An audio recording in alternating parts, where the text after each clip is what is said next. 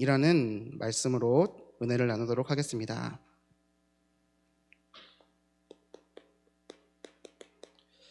에베소서 5장 8절의 말씀을 보면 이런 말씀이 나옵니다.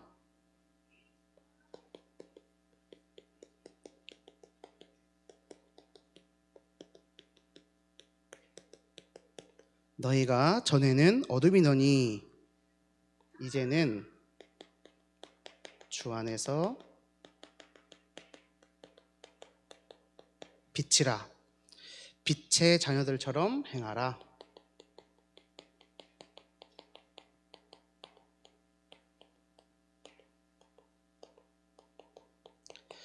너희가 전에는 어둠이더니 이제는 주 안에서 빛이라.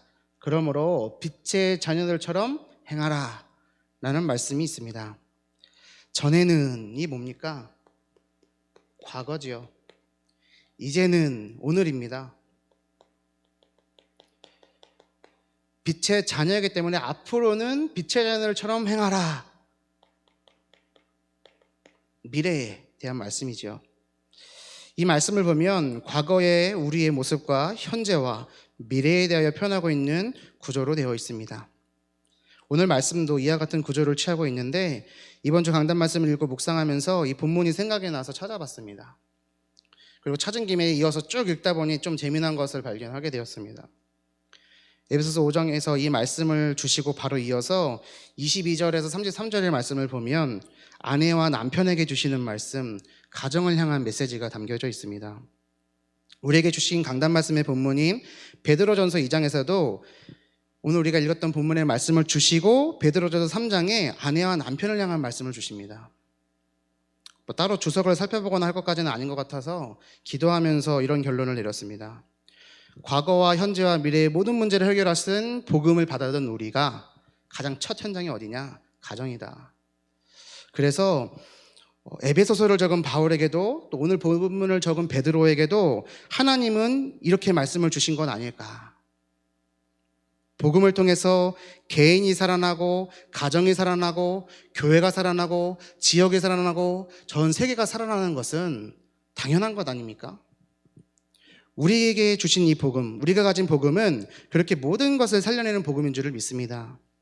그래서 오늘 말씀을 통해서 우리의 과거와 현재와 미래의 답이 내려지고 우리의 개인과 가정과 교회와 현장 살리는 응답 받으시기를 예수님의 이름으로 축원드립니다.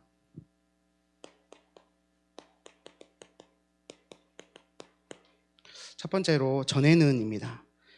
우리의 이전 모습을 오늘 본문에서는 어떻게 표현하고 있습니까? 10절 말씀을 봅니다. 10절 말씀에 너희가 전에는 백성이 아니더니, 하나님의 자녀가 아닌 거지요. 그리고 또 어떻게 나와 있습니까? 전에는 긍휼을 얻지 못하였더니. 그리고 25절의 말씀을 보면 어떻게 됐습니까? 너희가 전에는 양과 같이 길을 잃었더니 라고 되어 있습니다. 하나님의 백성도 아니고 긍휼하심도 얻지 못했고 길도 모릅니다. 하나님의 자녀가 아니면 뭡니까? 이방인입니다. 사단의 자녀죠. 긍휼하심을 얻지 못했다. 이게 뭡니까? 긍휼이란 단어는 하나님이 우리를 다정히 사랑하시고 가엾게 여기시고 불쌍히 여기셔서 은혜를 주시는 것을 표현할 때 긍휼이라는 단어를 사용합니다.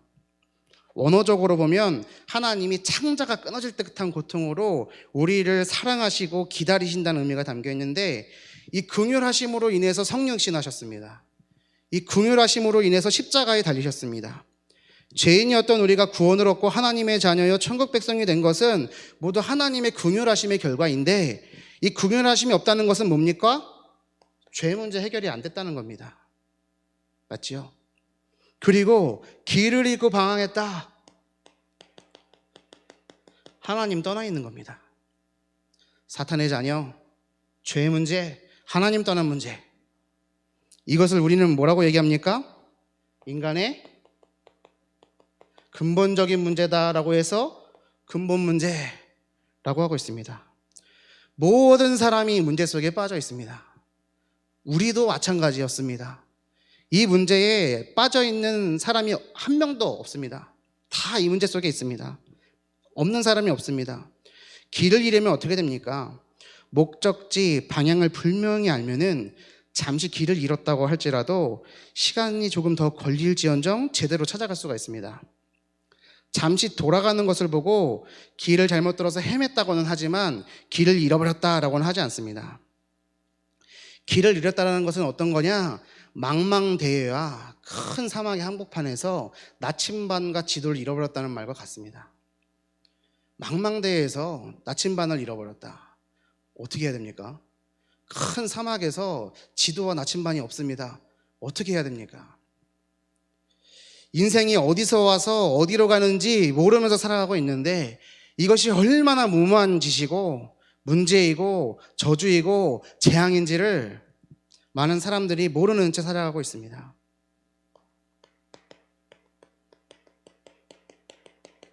이 근본 문제의 결과로서 불신자 상태 속에서 살고 있습니다. 고통당하면서 살아가고 있고 잘 살아보려고 각자 노력하지만 시달리고 있고 아등바등 몸부림치고 발버둥치며 살아가지만 결국은 그것은 시달리는 지금보다 조금 덜 시달리는 방향으로 해결이 되는 것이 아니라 조금 덜 시달리는 걸로 그 정도 수준으로 살아갈 수밖에 없는 허무한 인생, 답이 없고 해방 없고 허무한 인생 되었습니다. 물에 살도록 창조된 물고기가 물을 떠났는데 그것은 물고기가 잘했고 못했고의 문제가 아닙니다. 생존이 달린 문제지 않습니까? 하나님과 함께 살도록 창조된 인간이 하나님을 떠났다는 것은 그 자체가 저주이고 재앙이고 문제입니다. 그것을 성경은 죄라고 얘기합니다. 요한복음 16장 9절에 죄에 대하여 함은 그들이 나를 믿지 아니하며 라고 되어 있습니다. 이렇게 반문할 수 있습니다. 아니, 하나님을 알지도 못하는데 어떻게 믿습니까? 근데 그게 왜 죄가 됩니까? 라고 말할 수 있지요. 예, 그렇습니다. 그것이 억울한 일인데 그 억울한 상태가 불신자 상태예요. 하나님을 알지도 못하는 그 죄와 저주와 사단의 노예된 상태, 그것이 죄인입니다. 내가 뭘 잘못해서 착하게 살지 않아서 열심히 살지 않아서가 아니라 소속 자체가 시작 자체가 죄가 되었습니다. 사탄에게 속아 살고 있는데 그것이 잘못된 것임을 인지조차 하지 못한 채 고통당하면서 살아가고 있습니다. 이것이 사람의 전적 부패요 전적 타락이다 라고 칼빈이 얘기했습니다. 하나님의 형상대로 창조된 영적인 존재인 사람이기 때문에 맛있는 것을 먹어도 멋있는 옷을 입어도 아무리 재미난 것을 해도 만족하지 못하고 금세 사라지고 맙니다. 그렇게 되어 있습니다. 왜냐? 영적인 것이 채워지지 않으면 만족할 수 없고 행복할 수 없도록 창조되어진 것이 우리 사람이기 때문입니다. 영원히 만족하는 것을 보고 참 행복이라고 하지 않습니까? 이 세상 그 어떤 것이라도 잠시 잠깐은 행복할 수 있지만 영원히 행복할 수 없기 때문에 우리는 그 행복을 보고 가짜 행복이다라고 얘기합니다. 사람들이 이 가짜 행복 때문에 오늘도 울고 웃고 살아가고 있습니다. 우리가 살고 있는 이 세상의 본질 가짜입니다. 이런 말이 있지 않습니까? 영국의 속담이라고 하는데요. 하루가 행복하려면 이발소에 가고 일주일이 행복하려면 결혼을 하고 한 달이 행복하려면 말을 사서 타고 지금으로 말하면 차를 얘기할 수 있겠죠. 1년이 행복하려면 집을 짓고 한평생이 행복하려면 정직해야 된다. 저는 이 속담이 참 복음적이다라고 생각이 듭니다. 아무리 맛있는 밥을 먹어도요 하루가 지나면 또 배고파집니다. 화장실 가면 끝난다니까요. 아무리 좋은 음식 먹어도 그냥 살찌기만 하고 그렇게 이득이 없습니다. 아무리 좋은 옷을 입어도 금방 해집니다. 늘 새 것 같지가 않거든요. 좋은 차를 사도 하루만 지나면 중고차 됩니다. 날마다 감가상각으로 떨어지지 않습니까? 우리의 인생 또한 날마다 낡아지고 있고 죽음을 향해서 카운트다운 되고 있습니다. 모래시계에 시계 그 모래가 떨어지듯이 언제 죽을지 모르겠지만 그렇게 향하여 가고 있는 것이 우리의 인생이지 않습니까? 상태가 하나님을 떠난 상태가 되었기 때문에 마치 엄마 품을 떠난 갓난아기와 같이 많은 문제들이 생겨났습니다. 갓난아기가 엄마 품에서 떨어지면 그 즉시 많은 문제들이 일어납니다. 밥 못 먹습니다. 씻지도 못합니다. 병도 생길 겁니다. 모든 것이 다 문제인데 세상은 이렇게 얘기합니다. 마치 그렇게 하나님 떠나 있는 사람에게 네가 못해서 그런 거라고, 네가 열심히 노력하지 않아서 그런 거라고, 배경이 없어서, 힘이 없어서, 돈이 없어서, 속된 말로 빽이 없어서 그렇다고 얘기합니다. 아이가 스스로 밥을 못 먹기 때문에, 스스로 씻지 못하기 때문이 아니라, 문제가 아니라 엄마를 떠난 것이 문제이기 때문에, 엄마를 만나면 모든 것이 해결되는 그런 것처럼 하나님 떠남으로 길을 잃고 방황하며 고통 속에 있는 사람은 하나님을 만나면 해결됩니다. 믿으십니까? 그렇다면 이렇게 된 이유가 뭐냐? 하나님과 함께 있으면 되는데 왜 하나님을 떠나게 되었습니까? 창세기 3장에 보면 사람이 사탄에게 속아서 하나님 말씀에 불순종하고 죄를 지어서 하나님을 떠나게 되었다라는 것을 알 수 있습니다. 다시 말해서 사탄에게 속아서 가장 근본된 것을 잃어버린 거죠. 사탄에게 잡혀 있게 된 것입니다. 죄와 죽음과 지옥의 권세에서 지배받는 상태 속에 있는 겁니다. 잘 살아보려고 열심히 노력하지만 그 끝은 낭떠러집니다. 하나님을 다시 만나야 하는데 만날 수 있는 방법이 이 세상에 없기 때문에 하나님이 우리를 만나주신 것이 복음입니다. 우리를 찾아오신 그분이 바로 예수 그리스도인 겁니다. 그렇다면 과거의 이런 모습에서 벗어난 우리의 오늘의 모습은 어떤 모습입니까? 두 번째로 이제는입니다. 다시 10절 말씀 봅니다. 너희가 전에는 백성이 아니더니 이제는 하나님의 백성이요.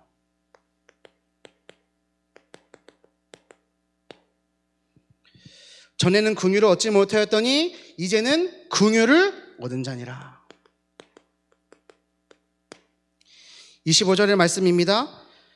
너희가 전에는 양과 같이 길을 잃었더니 이제는 너희 영혼의 목자와 감독 되신 이에게 돌아왔느니라. 돌아왔다. 하나님의 자녀요, 긍휼하심을 입은 깨끗게 된 하나님의 사람이요, 길 잃고 방황하는 것이 아니라 이제는 영혼의 감독 되시고 목자 되신 분에게 돌아온 것, 하나님의 자녀가 되었고 긍휼하심을 통해서 하나님의 자녀가 된 우리가 이제는 방황하는 것이 아니라 제대로 된 길을 알고 주님 품 안에 거하게 되었습니다. 물 떠난 물고기가 물을 찾았고 뿌리 뽑힌 나무가 다시 뿌리를 내렸고 엄마 품을 떠난 갓난아기가 엄마 품으로 돌아오게 된 것입니다.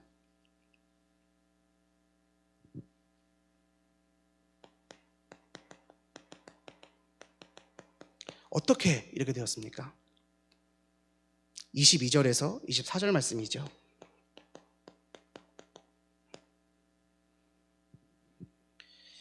그는 죄를 범하지 아니하시고 그 입에 거짓도 없으시며 욕을 당하시되 맞대어 욕하지 아니하시고 고난을 당하시되 위협하지 아니하시고 오직 공의로 심판하시는 이에게 부탁하시며 친히 나무에 달려 그 몸으로 우리 죄를 담당하셨으니 이는 우리로 죄에 대하여 죽고 의에 대하여 살게 하려 하심이라. 그가 채찍에 맞음으로 너희는 나음을 얻었나니.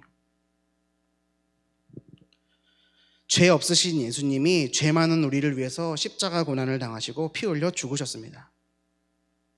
십자가를 지시기까지 맞으신 채찍으로 그 채찍을 맞으실 때마다 터져나간 살점과 피로 우리는 나음을 입었습니다. 이것이 정말로 믿어지십니까? 정말로 믿어지십니까? 전 정말로 이게 참 감사하게 말씀으로 은혜로 다가왔습니다. 이 예수님께서 죽으시고 끝난 것이 아니라 부활하심으로 하나님 만나는 길이 되셨습니다. 요한복음 1장 12절 영접하는 자 곧 그 이름을 믿는 자들에게는 하나님의 자녀가 되는 권세를 주셨다. 우리가 그 예수님을 믿고 영접함으로 하나님의 자녀가 되었습니다. 로마서 10장 9절에서 10절 말씀입니다. 네가 만일 네 입으로 예수를 주로 시인하며 또 하나님께서 그를 죽은 자 가운데서 살리신 것을 네 마음에 믿으면 구원을 받으리라. 사람이 마음으로 믿어 의에 이르고 입으로 시인하여 구원에 이르느니라. 이 간단한 것을 몰라서 많은 사람들이 고통당하며 살고 있습니다. 너무나 쉬운 거고 너무나 당연한 건데 안 믿어진답니다. 안 들린답니다. 얼마나 가슴 아픈 일입니까? 우리가 하나님의 긍휼하심으로 예수 그리스도의 십자가 대속과 부활로 말미암아 이제는 하나님의 자녀로 변화되었습니다. 그걸 보고 거듭남이라고 하지 않습니까? 예수 그리스도로 말미암아 우리는 하나님의 자녀가 되었습니다. 영원히 멸망당할 수밖에 없었던 내가 하나님의 긍휼하심과 예수 그리스도의 십자가 대속과 부활로 말미암아 구원받아 하나님의 자녀가 되었다. 정말로 감사하고 기쁜 일이죠. 이것이 잘 안 느껴집니다. 왜요? 익숙하니까요. 아니, 날마다 일어나면서 우리가 좋은 공기를 마시며 숨 쉴 수 있는 것에 감사하는 분 있습니까? 근데요, 이게 기관지에 문제 있는 사람은 알거든요. 날마다 밥 먹지 않습니까? 밥 먹는 게 참 감사한 일이구나, 이게 소화되는 것이 참 기적 같은 일이구나, 이것을 아는 사람은요, 소화기관에 문제가 생겼던 사람은 압니다. 정말로 하나님을 떠나서 고통당하는 속에 예수 그리스도를 만나 구원받은 하나님의 사람들은 이 은혜를 날마다 생각할 수 있습니다. 어느 순간 내 마음속에 이 은혜가 떠나 있다면, 이것이 잘 안 느껴진다면 오늘 우리는 다시 한번 이 은혜를 생각해야 됩니다. 너무나 당연한 것이기 때문에, 너무나 중요한 것이기 때문이죠. 부끄러운 고백을 하나 하겠습니다. 저는 전주열 유씨 4508 25대 장손입니다. 어릴 때 집에서 제사를 많이 지냈습니다. 12시 딱 되면요, 어른들 할아버지들 다 모여가지고요, 12시까지 기다립니다. 제사상 다 차려놓고, 그리고요, 그 밥풀은 꼭 그 지방이라고 하지 않습니까? 거기다가 꼭 밥풀로 붙여야 된답니다. 그리고 딱 제사 지내고 나면 딱 그것도 깨끗한 곳에 가서 불로 딱 태워야 되는데, 그것도 라이터로 태우면 안 되거든요. 잘 알죠? 어렸을 때 그거 보고 자랐으니까요. 그리고 딱 제사 지내고 나면은 뭐 탕탕탕 해서 제사 지내고 나면은 할아버지가 오셨답니다. 그래서 뒤돌아 있으랍니다. 그리고 그럼 이제 제사를 지내는 할아버지가 이러면 이제 돌아서서 이제 끝나고, 그러면 딱 끝나고 나면 장손인 저는 뭐 하냐? 제사 음식에 보면은 가운데 쪽에 두부가 있습니다. 다시마를 올려놓고 거기에 네모나게 자른 계란 지단 올렸거든요. 그건 장손인 저만 먹을 수 있는 겁니다. 그거 먹는 게 제 즐거움이었다니까요. 그랬던 접니다. 100여 가구가 모여있는 신산오리 그 깡촌에 동네가 생긴 최초로 예수 믿는 사람이 들어갔는데 그게 저희 어머니입니다. 엄청 핍박받으셨거든요. 동네에서 저희 어머니가 딱 시집 오고 나서 집에서 기르고 있던 소가 아마 2마리가 죽고, 저희 어머니가 제 위에 쌍둥이를 유산하면서 나팔관을 하나 드러내시고 문제가 일어나니까 동네에서 굿을 벌였는데 그게 진짜 귀신 들린 전쟁인 거죠. 막 입에 거품을 흘리면서 저희 어머니에게 쳐다보면서 동네 예수쟁이가 들어와서 문제가 생겼다 이랬다는 겁니다. 온갖 핍박 속에서 태어난 게 저요. 그래서 어머니가 저 뱃속을 저 만지면서, 뱃속에 있는 저를 만지면서 너는 나시리냐 기도했다고 하셨거든요. 서울서 파주로 시집 가가지고, 그것도 파주로 시집 간 이유는 뭐냐, 모 교회에서 첫사랑하고 그게 잘 안 돼가지고 상처 입어가지고 파주로. 이거 다 말하면 한 2시간 얘기할 수 있어서 여기까지만 얘기하고요. 이 말씀 왜 드리냐, 완전히 불신자 가정이요, 미신에 빠져있고 무속에 빠져있던 전주열 씨 집안에서 복음 가진 목회자가 나왔다, 전도자가 나온 것이 정말 큰 은혜고 감사다. 이게 저희 어머니의 고백이었습니다. 파주 깡촌에서 농사지면서 살고 있어야 되는데 서울 나와서 살고 있습니다. 제 초중고등학교 친구들 지금 다 뭐하고 있느냐, 농사 짓거나 소 키우거든가 족발집 하던가 음식점 하고 있던가, 조금 잘 되면 농협에 취직해 있던가, 아니면 조금 더 잘 되면 면사무소에 취직해 있습니다. 공무원 되세요. 아니 무슨 파주 큰데 아닙니까? 아니요, 그 운정이라든가 이쪽은요 서울이고요, 진짜 파주. 동네가 그러니까 제가 어릴 때 동네에서 고사 지내는 것, 굿하는 걸 많이 봤습니다. 11월 13일 2주 전에 주일날 예배방송국에서 단합 모임 하지 않았습니까? 제가 예배방송국 담당 교역자라서 함께 하는데 교회 옥상에서 제가 고기를 굽다가 고기 하나가 딱 떨어졌습니다. 한 2번 떨어졌는데 괜찮아갖고 딱 먹었거든요. 근데 이번에 떨어진 거는 너무 지저분한 거예요. 그래서 제가 이거를 그럼 버려야 되잖아요.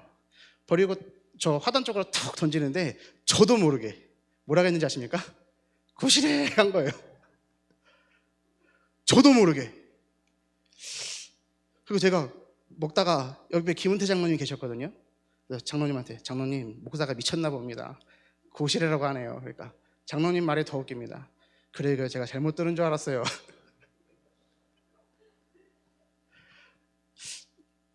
저도 모르게 어릴 때 아버지 따라서 논에 가면은 논일을 하다 보면은 할머니랑 어머니가 이제 새참 내고 오거든요. 그럼 먹는데 저희 아버지는 할아버지는 안 그랬고 꼭 같이 일하던 할아버지들이 동네 아저씨들이 밥 한 술 딱 떠갖고 탁 뿌리면서 꼬시래 하는데 재밌는 거예요. 복음 깨닫기 전이니까 이게 뭐예요? 그러니까 이거 재소 좋으려면 해야 된다는 거죠. 그때 몇 번 해본 게 단데 아니 교회 옥상에서 고기를 먹는데 부목사가 꼬시래 미친 거죠. 제가 그걸 딱 하면서 탁 그 순간에 많은 생각이 들었는데 야 어릴 때 들어온 건 진짜 안 빠져나가는 거구나 이런 생각도 했고 2주간의 그 말씀의 흐름 속에서 제가 느낀 거는 야 이런 난데 구원 얻었구나 하나님의 자녀가 되었구나 진짜 감사하다 이런 생각을 했습니다.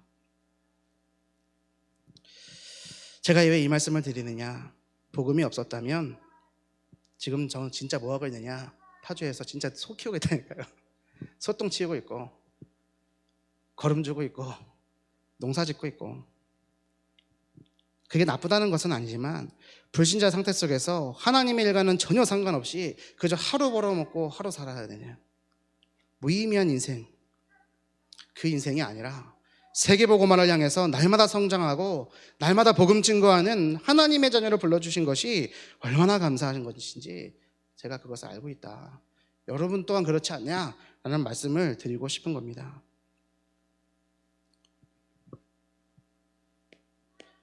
그렇다면 앞으로는 어떻게 해야 됩니까? 전에는 이제는 빛의 자녀들처럼 행하라 앞으로의 문제지 않습니까? 그럼 우리는 앞으로 어떻게 해야 되는 겁니까? 2주 전에 주셨던 강단의 말씀입니다. 제게 큰 은혜로 다가왔습니다. 은혜의 끝판왕 말씀을 주셨지 않습니까? 이 말씀 3대지의 제목이 뭐였느냐? 하나님이 주신 가장 복된 일이 뭐냐? 하나님께 부르심을 받은 신분을 가진 자를 통하여 아름다운 덕을 선포하게 하려 하시는 이 은혜는 유능하다고 대단하다고 할 수 있는 일이 아니다. 열심과 노력으로 되는 것이 아니다. 어떻게? 하나님이 우리에게 주신 위치를 찾을 때 그 능력이 임하게 되어 있다 라고 말씀 주셨습니다. 이 말씀을 이리저리 묵상하면서 이렇게 정리해 보았습니다. 위치라는 단어는 주소, 자리라고도 바꿀 수 있겠지요. 내 마음의 주소, 내 생각의 주소, 내 몸의 주소는 어디냐? 내 마음과 내 생각과 내 몸의 위치는 어디에 있냐? 내 마음은, 내 생각은, 내 몸은 지금 어디 자리에 있느냐? 등록되어진 주소가 아닌 다른 곳에 사는 것을 보고 주민등록법 위반이라고 합니다. 고위공직자들이 위장 전입 문제로 곤욕을 치르는 것을 자주 보지 않았습니까? 천국법에, 하늘나라 법에 하나님의 자녀가, 전도자가 있을 마음과 생각과 몸에 다른 주소로 있다, 다른 자리에 있다, 다른 위치에 있다. 그것 자체가 불법입니다. 그것 자체가 불법이에요. 잘못된 거예요. 오늘 우리의 위치는 어디를 향해 있습니까? 내 마음과 내 생각과 내 몸은 어디를 향해 있습니까? 장로가, 안수집사가, 권사가 어디 위치에 있느냐? 어느 마음 상태에 있느냐? 어떤 생각을 하고 있느냐? 그 몸이 어디를 향해 있느냐? 전도 현장에 있느냐? 교회에 있느냐? 아니면 저 세상 것에 있느냐? 우리는 어디에 있습니까? 앞으로 우리가 해야 되는 일은 뭐냐? 위치를 똑바로 찾아야 됩니다. 낙심의 자리에, 절망의 자리에, 문제의 자리에 있을 이유가 없습니다. 벗어나시길 바랍니다. 무엇으로요? 예수 그리스도의 그 보혈로 말미암아, 하나님의 긍휼하심으로 말미암아 우리는 전에 있었던 그 문제 속에서 이제는 해방되어져서 하나님 자녀가 되었습니다. 세계복음을 향해서 오늘도 날마다 성장하는 하나님의 자녀가 되었다니까요. 이 말씀이 저에게 참 큰 울림으로 다가왔습니다. 이렇게 기도했습니다. 하나님, 우리에게 하나님이 주신 위치를 찾게 하옵소서. 하나님이 주신 사명의 위치가 회복되어져서 하나님이 주신 능력이 임하는 인생으로 우리 교회로, 제가 초등부 담당이니까 우리 초등부로 인도하시고 사용하여 주옵소서. 저와 여러분의 기도가 되고 응답이 되기를 소망합니다.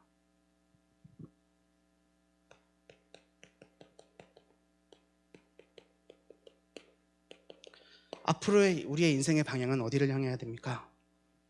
남은 인생의 방향이 어디를 향해야 되느냐?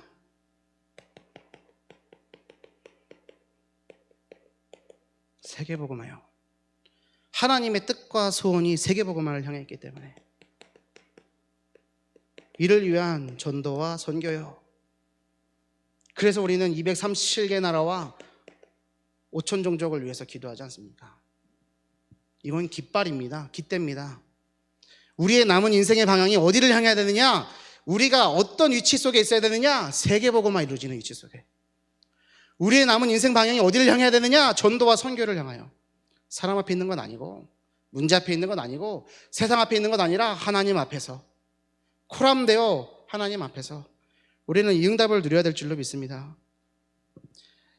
하나님이 우리에게 복음을 주시고 구원하신 이유가 무엇이냐? 이 복음을 전하는 증인이 되라. 전에는 요랬는데 이제는 이렇게 바뀌었다라는 증인이 되라. 네, 제가 오늘 증인으로 서는 겁니다. 그냥 설교하기 위한 설교자로 선 것이 아니라 증인으로요. 파주 촌놈이 이러고 있다니까요. 우리의 위치가, 우리의 마음과 생각과 우리의 몸이 어디를 향해 있어야 되느냐? 우리의 인생 방향이 세계복음을 향하여. 하나님께서 우리 각자의 양심에 따라서 내가 지금 어디에 있는지 점검하게 하시고 회복하게 하게 되실 줄을 믿습니다. 이 수요예배, 또 금요기도회, 새벽기도 강단을 채우시는 여러분들 되시길 바랍니다. 정말로 도전하셔야 됩니다. 왜요? 이 교회가 살아야 되기 때문에, 우리 지역에 살고 가정에 살고 우리 개인이 살아야 되기 때문에 그렇습니다. 우리의 인생의 방향이 세계복음을 향하여. 이 복음을 전하는 증인이 되라고 하시는데 어디까지 전하느냐? 땅끝까지. 이 응답을 누리는 모든 분들 되시기를 소망합니다. 그리고 세 번째, 우리 앞으로의 인생이 어떻게 되느냐? 개인과 가정과 교회와 지역 살리는, 개인, 가정, 교회, 지역 살리는 응답을 받아가는 겁니다. 이거는 자연스럽게 되어집니다. 내가 살면 다 살아납니다. 내가 제대로 살아야 되는 것입니다. 하나님께서 자연스럽게 이루실 줄을 믿습니다. 개인, 가정, 동네, 나라, 이미 자리 잡고 있는 흑암의 성을 무너뜨리고 그곳에 하나님 나라의 신령한 집을 세워가는 자로 그 위치를 회복하는 왕같은 제사장의 응답을 누리는 이 수예배에 참여한 모든 성도님들 되시기를 우리 주 예수님의 이름으로 축원드립니다. 결론을 맺겠습니다. 그래서 이번에 우리 새생명 초청 캠프를 통하여 연결되어진 31명의 새가족, 29명은 초청된 분들이고 2명은 스스로 오신 분입니다. 그리고 랩넌트 기간에 14명 랩넌트들이 연결되었습니다. 합쳐서 몇 명입니까? 45명? 뭐 숫자가 중요한 것은 아니지만 45군데의 현장이 연결되었다는 겁니다. 일회성으로 끝나는 것이 아니라 이분들이 연결되어져서 각자의 흩어진 곳에서 말씀운동이 일어나도록 기도해야 되고, 이들을 인도한 인도자들을 위해서 기도해야 되고, 이들이 정말로 신앙생활을 할 수 있도록 흑암을 꺾어야 됩니다. 그냥 와서 끝나는 것이 아니라니까요. 우리가 뭐 보험회사도 아니고 숫자 뭐 달성했다, 그게 좋은 게 아니지 않습니까? 연결되어져서 계속해서 뭐 해야 되느냐? 재생산이 일어나도록. 정말로 구원 얻은 게 맞다면 회복되는 거 아닙니까? 제가 우리 초등부의 랩런트들이, 새가족들이 와갖고 뭐라고 얘기했는지 아십니까? 너희들이 정말로 구원받은 하나님의 자녀가 됐다면 하나님의 말씀을 먹고 자라야 되기 때문에 집에 가서 엄마한테 얘기해라. 엄마, 내가 하나님의 자녀가 되어서 하나님 말씀 먹어야 되는데 교회 나오고 싶어요. 말씀 드려봐라. 너희가 정말로 구원을 얻었다면 엄마가 그러라고 하실 거다. 했는지 모르겠습니다. 근데 제 마음이 진짜 확신으로 다가오더라니까요. 하나님이 연결하신 거라면 엄마가 막을 이유가 없지 않습니까? 오히려 그 엄마가 따라오는 거지. 맞지 않습니까? 정말 우리가 이 연결되어진 영혼들을 위해서 마음 담아 기도한다면 하나님께서 이 눈물의 씨앗이 담긴 이것을 기쁨의 단을 거두도록 인도하실 줄을 믿습니다. 그래서 각 지역과 구역으로 흩어져서 말씀 운동이 꽃피게 되도록 기도해 주시기 바랍니다. 그리고 이어서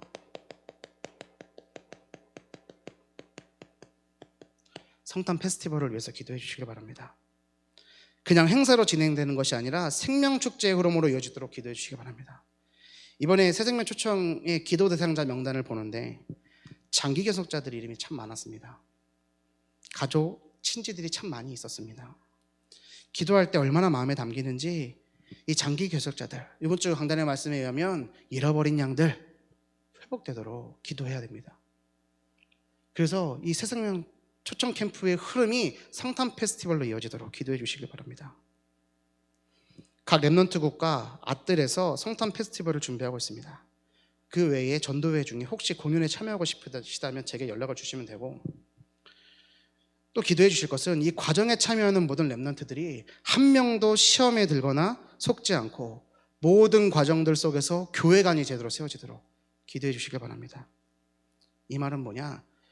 정말로 이 속에 참여되는 랩넌트들이 조금 힘든 것 같고 어려운 것 같더라도 하는 속에서 교회관이 정립이 된다니까요. 제가 크고 자란 교회가 모교회는 큰 교회이지 않습니까?